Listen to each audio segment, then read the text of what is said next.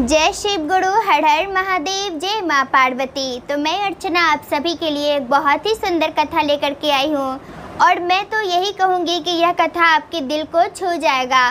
तो कथा को कृपया अंत तक जरूर सुनिए। गजाधर नाम का भगवान शिव का बहुत ही गरीब और बहुत ही सच्चा भक्त रहता है।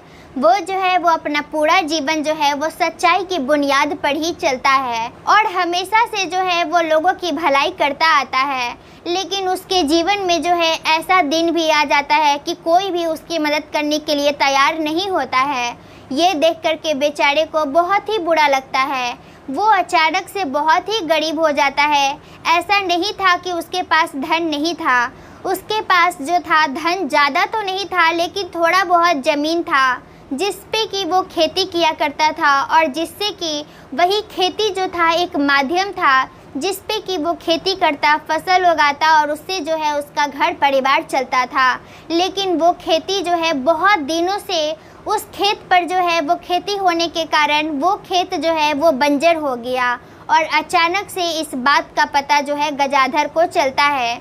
गजाधर को जब पता चला कि उसका खेत जो है वो बंजर हो चुका है, अब उसमें जो है कोई भी खेती नहीं हो सकती है, अब कोई भी फसल उसमें नहीं उग सकता है, तो वो बहुत ही परेशान हो गया।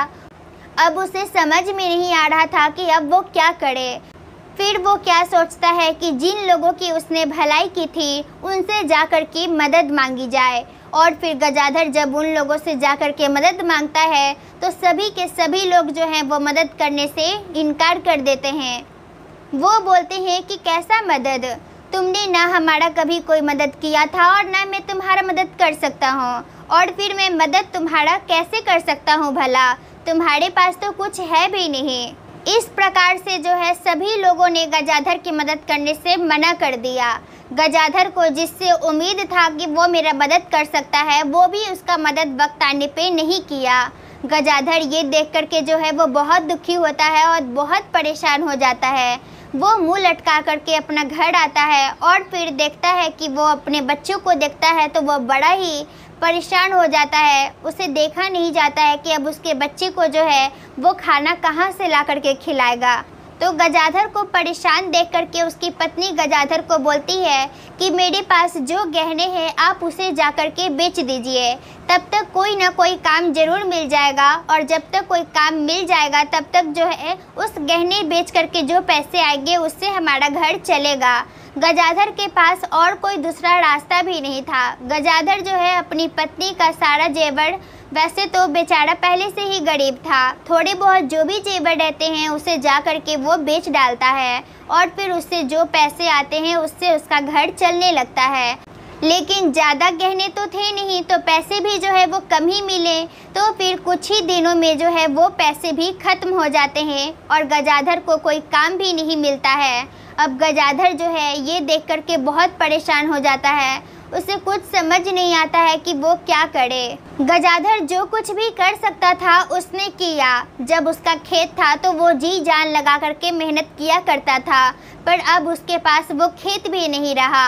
वो बहुत ही परेशान हो गया, उसे कुछ समझ नहीं आ रहा था। अब उसके पास एक ही रास्ता था और वो था कि बस भगवान पे भरोसा रखे। लेकिन भरोसा भी वो कब तक रखता। उसके घर में जो है वो एक अन्न का दाना भी नहीं रह गया था। गजाधर जब ये देखता है कि उसके घर में अब खाने के लिए कुछ भी नहीं है, उसके बच्चे को जो है वो भूखा रहना पड़ेगा। वो भूखा रहता तो कोई बात नहीं, लेकिन उसकी पत्नी उसके साथ साथ उसके बच्चे भी थे, उसे भी भूखा रहना पड़ता। ये देख कर के गजाधर बहुत परेशान होता है और वो सोचता है कि वो अपने गांव के दुकानदार के पास जाएगा और फिर वहां से जो है वो उधार सामान लेकर के आएगा। लेकिन ऐसा कुछ नहीं होता है। गजाधर जो है अपने गांव में, उसके गांव में जितना भी दुकान था वो सारे दुकान में जा कर के घूम लेता है। सबसे जो है वो हाथ जोड़ करके गिड़गिड़ा करके बोलता है कि भाई हमारी अभी मदद कर दो, हमारा अभी दिन जो है वो थोड़ा ढल गया है, जैसे ही मुझे कोई काम मिलेगा मैं आप लोगों का सारा पैसा जो हूँ चुकता कर दूंगा।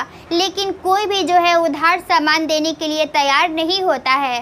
गजाधर और उसके परिवार के ऊपर इतना बड़ा गरीबी का पहाड़ टूट पड़ा, लेकिन फिर भी जो है उन लोगों ने भगवान शिव को याद करना, भगवान शिव की पूजा करना, उनकी भक्ति करना नहीं छोड़ा।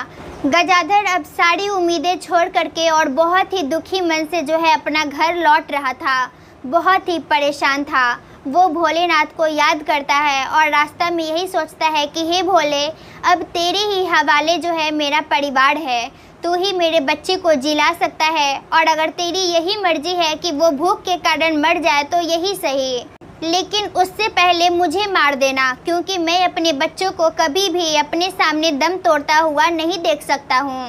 गजाधर जब ऐसा सोच ही रहा था कि वहाँ पर जो है उसे एक बहुत ही बुजुर्ग व्यक्ति दिखाई देता है, और वहीं पर जो है उसका 3 बक्सा रहता है। तीनों बक्सा जो है बहुत ही भारी भारी रहता है। गजाधर जैसे ही उस व्यक्ति को, उस बुजुर्ग व्यक्ति को देखता है कि वो 3 बक्से के साथ खड़ा है, और वो लगता है किसी का इंतजार कर रहा था कि कोई उसकी मदद कर दे उसका बक्सा को ले जाने में, उसका बक्सा को उठाने में। ये सोच करके गजाधर जो है वो बुजुर्ग व्यक्ति को बोलता है कि बाबा, अगर आपको किसी प्रकार की मेरी मदद चाहिए तो आप बोल सकते हैं। तो फिर वो बुजुर्ग बाबा बोलते हैं कि बेटा, तुम एक काम करोगे क्या, ये मेरे तीनों बक्से जो है मेरे घर तक पहुंचा दोगे? बुजुर्ग बाबा की मदद करने के लिए गजाधर तुरंत तैयार हो जाता है, और वो तीनों बक्सा जो है वो अपने सर पे उठा लेता है और वो बुजुर्ग बाबा की झोपड़ी तक जा कर के पहुँचा देता है। और फिर जो है वो बोलता है ठीक है बाबा, अब मैं चलता हूँ। बुजुर्ग बाबा बोलते हैं कि बेटा, तुम बहुत परेशान लग रहे हो, अगर तुम्हें कोई परेशानी है तो मुझे बता सकते हो सकता है मैं तुम्हारी कोई मदद कर सकूं। उस बूढ़े बाबा की पूछने पर गजाधर सारी हालात जो है उसके घर के, वो सारा कुछ बयान कर देता है, बता देता है उस बुजुर्ग बाबा को कि बाबा, मैं बहुत ही गरीब हो गया हूँ और मेरे घर में खाने के लिए एक अन्न का दाना भी नहीं है, और मेरे बच्चे जो कि भूख से बहुत ही व्याकुल हैं, लेकिन मैं कुछ भी नहीं कर सकता हूँ। बुजुर्ग बाबा जब गजाधर का सारा बात सुने तो बुजुर्ग बाबा जो है वो अपनी झोपड़ी में जाते हैं और उसमें से जो है एक बक्सा लेकर के आते हैं, और वो बक्सा जो है वो गजाधर को देते हुए बोलते हैं कि बेटा, ये बक्सा जो है वो तुम्हारी सारी दुख को जो है वो दूर कर देगा। इस बक्सा से जो है तुम जो कुछ भी मांगोगे वो ये बक्सा तुम्हें ज़रूर देगा, लेकिन एक बात हमेशा याद रखना कि इस बक्से को कभी भी खुले मत छोड़ देना, नहीं तो बहुत बड़ा अनर्थ हो जाएगा। लेकिन गजाधर जो है उस बूढ़े बाबा से पूछता है कि बाबा, आखिर आप मुझे ये बक्सा क्यों दे रहे हैं? अगर ये बक्सा इतना ही शक्तिशाली है तो आप मुझे क्यों दे रहे हैं? तो फिर वो बूढ़े बाबा बोलते हैं कि बेटा, मैं इसलिए दे रहा हूँ क्योंकि मुझे अब इस बक्से की कोई ज़रूरत नहीं है।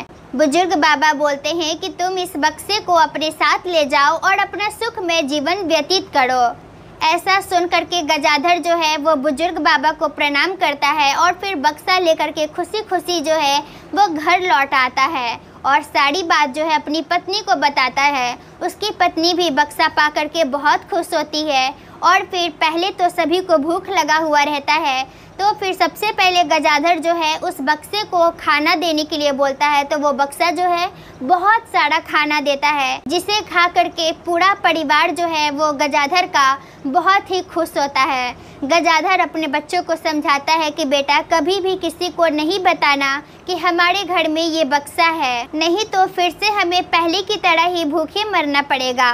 उसके बच्चे बहुत समझदार थे, अपने माता पिता की हर आज्ञा मानते थे और ये आज्ञा भी माने, और वो किसी को नहीं बताएं कि उसके पिताजी जो हैं वो एक बक्सा लेकर के आए हैं जो कि उनकी सारी इच्छा को पूरा करता है। ऐसे ही जो भी ज़रूरत का सामान होता गजाधर जो है उस बक्से से मांगता और वो बक्सा जो है उसे दे देता, और फिर धीरे धीरे ऐसे ही समय चलने लगा और फिर गजाधर का दिन जो है वो बिल्कुल ठीक हो गया। गजाधर अपनी झोपड़ी को जो है वो एक अच्छा सा घर बना लेता है। गजाधर जो है उस बक्से से बहुत सारा अनाज मांगता है और फिर उसे बाजार में जा कर के बेचता है। इस तरीके से वो व्यापार कर करके जो है वो बहुत सारा पैसा कमा लेता है। ये सब देख करके गजाधर का एक पड़ोसी जो था वो गजाधर से बहुत जलता था, तो वो गजाधर से पूछता है कि क्यों भाई, क्या बात है, तुम जो है वो आजकल बहुत ही अच्छे से अपना कारोबार शुरू कर दिए हो। कल तक तो तुम बोल रहे थे तुम्हारे पास खाने के लिए भी पैसे नहीं है और आज इतना सारा पैसे कहाँ से आ गए। गजाधर बस यही बोलता कि सब मेरे भोले की महिमा है, ये सब मेरे भोलेनाथ का दिया हुआ है। जिसकी मदद मेरे भोले नहीं करेंगे उसकी मदद भला ये स्वार्थी इंसान क्या करेगा। यहाँ के सभी लोग बहुत ही स्वार्थी हैं। और फिर ऐसा बोल करके जो है वो बाजार चला जाता है। गजाधर जो है वो बाजार चला जाता है और अपना अनाज बेच करके जो है वो आने लगता है। ये सोच करके जो है उसका पड़ोसी सोचता है दाल में ज़रूर कुछ काला है, बात कुछ और है। भगवान थोड़ी किसी की मदद करने के लिए आते हैं, ऐसा थोड़ी होता है। और फिर ऐसा सोच करके जो है जब गजाधर अपने घर आता है और फिर जैसे ही रात होता है गजाधर जो है अपने बक्से को खोलता है और उसके सामने अपनी इच्छा को प्रकट करता है कि उसे बहुत सारा अनाज चाहिए। उसके घर में अब अनाज नहीं है। गजाधर की इच्छा जानते ही वो बक्सा जो है बहुत सारा अनाज गजाधर को दे देता है। ये सारा दृश्य जो है उसका पड़ोसी देख लेता है। वो सब जान जाता है कि अच्छा वही तो मैं सोचूं कि दाल में कुछ न कुछ काला तो है। भगवान थोड़ी किसी की मदद करने के लिए आते हैं। मैं तो पहले ही जानता था कि ये गजाधर जो है हमसे झूठ बोल रहा है। तो ये सारा चमत्कार जो है, ये सारा जो इसका अमीरी आया है, इसका जो गरीबी कंगाली जो दूर हुआ है इस बक्से के कारण। सभी लोग सो जाते हैं, रात हो जाता है। गजाधर का पड़ोसी किसी तरीके से जो है गजाधर के घर में चला जाता है और फिर जो है उसका बक्सा को चुरा लेता है और फिर उसे ले करके वो अपने घर में चला जाता है। सुबह जैसे ही होता है गजाधर इधर अपना बक्सा खोज रहा था लेकिन उसे नहीं मिल रहा था। गजाधर यही सोचता है कि चलो भगवान ने हमारी बहुत मदद की। गजाधर सोचता है कि चलो भगवान की ही मर्जी होगी कि वो बक्सा हमारे पास से चला गया और भगवान ने हमारे भोलेनाथ ने हमारी बहुत मदद की है। और फिर गजाधर और उसकी पत्नी जो है वो दोनों भोलेनाथ को धन्यवाद करते हैं। और इधर जो पड़ोसी बहुत ही खुश था वो बक्सा को लेकर के वो सोचता है कि अगर किसी को पता चला कि ये बक्सा मैं चुरा कर ले आया हूँ तो फिर पता नहीं क्या होगा। और फिर ऐसा सोच करके गजाधर का पड़ोसी जो है उस बक्से को लेकर के वो जंगल की तरफ चला जाता है उसे छुपाने के लिए। वो सोचता है कि जब जब उसे किसी चीज़ की ज़रूरत पड़ेगी तो वो जंगल जाएगा और उस बक्से को खोल करके उससे मांगेगा और फिर जो है वो अपना घर उस सामान को ले आएगा। इस तरीके से सोच करके वो जंगल में उस बक्से को छुपाने के लिए चला जाता है और फिर वो ध्यान नहीं देता है, वो देखता भी नहीं है आगे और फिर एक गड्ढे में जा कर के वो गिर जाता है। और फिर जैसे ही वो गड्ढा में गिरता है तो उसे बहुत जोरों की प्यास लगी होती है क्योंकि बेचारा दौड़ता दौड़ता गया था तो उसे बहुत जोरों की प्यास लगी थी। तो फिर वो बक्सा को खोलता है और बक्से को बोलता है कि उसे पानी चाहिए। बक्से में से जो है बहुत सारा पानी निकलने लगता है। अब उसे तो पता था नहीं कि बक्सा को खोलने से जो है वो अनर्थ भी हो सकता है। बक्सा को जो है वो बुजुर्ग बाबा गजाधर को देते समय ही बोले थे कि जैसे ही तुम्हारी इच्छा पूरी हो जाए बक्से को बंद कर देना। इधर जो है गजाधर का पड़ोसी जो है वो बक्से को बंद नहीं करता है और फिर बक्से से पानी निकलता ही जाता है और वो बोलता है अरे अब मुझे पानी नहीं चाहिए, अब मुझे पानी नहीं चाहिए। वो ऐसे चिल्लाता रहता है लेकिन पानी जो है वो बढ़ता ही जाता है। बक्सा जो है वो पानी देता ही जाता है और फिर धीरे धीरे जो है पानी ऊपर चला जाता है क्योंकि गजाधर के पड़ोसी को बिल्कुल भी ये बात नहीं पता था कि वो बक्सा को बंद कर देगा तो पानी खुद ब खुद निकलना बंद हो जाएगा।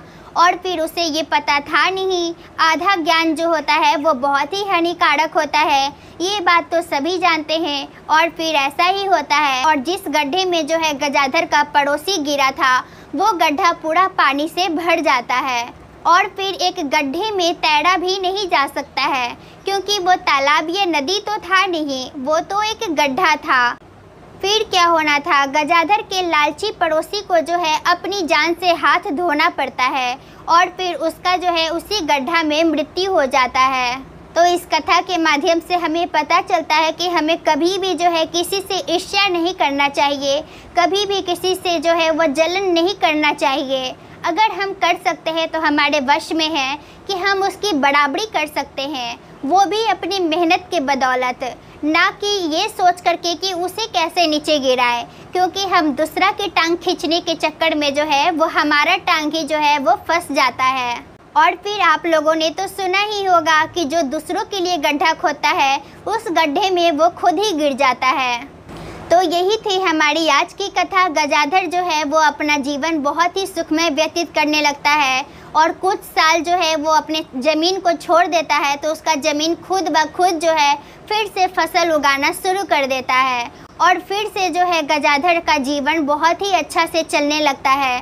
गजाधर जो है वो जीवन भर भोलेनाथ की भक्ति करता है और उसका सारा परिवार सुखमय जीवन व्यतीत करने लगता है। तो देवादिदेव महादेव की परम प्रिय भक्त गजाधर की यह कथा आपको कैसी लगी, कमेंट बॉक्स में लिखकर आप ज़रूर बताइए।